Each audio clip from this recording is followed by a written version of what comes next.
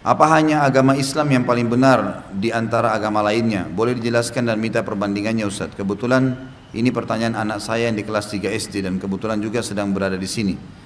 Tentu saja, agama Islam itu bukan agama baru. Agama Islam bukan agama baru. Agama Islam satu-satunya agama yang Allah turunkan dari langit namanya Islam.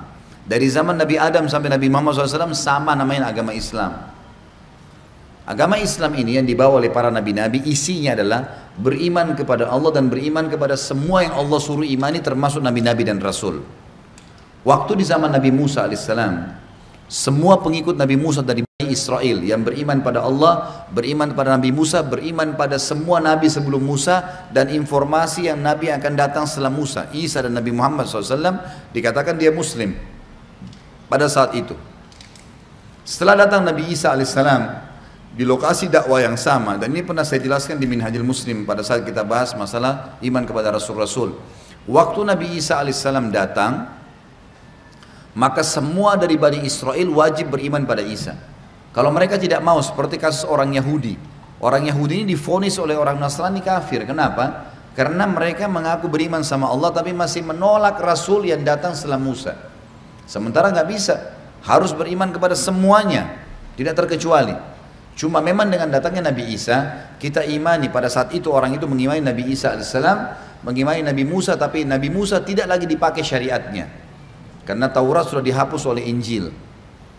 Semua pengikut Nabi Isa pada saat itu yang beriman pada Allah, beriman pada semua nabi-nabi yang disampaikan oleh Nabi Isa, dan sebelumnya, dan juga datang setelahnya Nabi Muhammad SAW, dijelaskan dalam surah Shad, ya, dalam surah Safat kalau tidak salah, ya, yang menjelaskan Nabi Isa mengatakan, A'udzubillahi minasyaitonirrajim wa idz qala Isa ibn Maryam ya bani Israil inni rasulullah ilaikum musaddiqan lima baina yadayya minat taurati wa mubasysyiran bi rasulin ya'ti min ba'di ismuhu Ahmad al-ayat.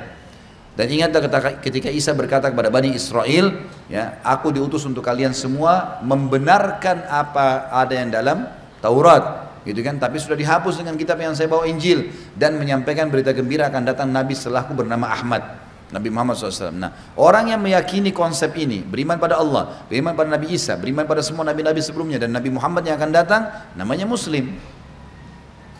Umat Islam sekarang yang datang, kenapa gelar Islam hanya diberikan kepada kita? Kenapa yang mengaku pengikut Nabi Musa dikatakan Yahudi? Kenapa pengikut Nabi Isa dikatakan Nasrani? Tidak dikatakan Islam lagi? Karena setelah datangnya Nabi Muhammad SAW, bentuk keimanan yang bisa dapat status Islam mengimani Allah dan mengimani semua nabi-nabi dan rasul, tidak boleh dibedain. Termasuk Nabi Muhammad SAW dikatakan Muslim. Itulah gelar Islam kita dapatkan, dan Islam ini tidak ada bedanya antara orang bule, orang Afrika, orang Arab, orang Melayu, selama dia iman kepada Allah, iman kepada semua nabi-nabi dan rasul. Kalau ada di antara kita yang mengatakan Isa bukan nabi, kafir. Musa bukan nabi, kafir. Kita harus yakini mereka sebagai nabi. Kita harus yakin pernah turun kitab namanya Taurat dan Injil. Tapi hukum-hukum tidak lagi diterapkan. Karena sudah ada Rasul yang datang terakhir. Ini sebabnya kenapa kita diberikan predikat Muslim. Dan mereka sudah tidak lagi karena ada nabi yang ditolak oleh mereka. Ini bisa dibaca, tentunya ibu nanti bisa bacain anaknya. Sama-sama buka Quran di rumah. Al-Imran ayat 19, Al-Imran ayat 85. Ini semua menjelaskan tentang kebenaran Islam.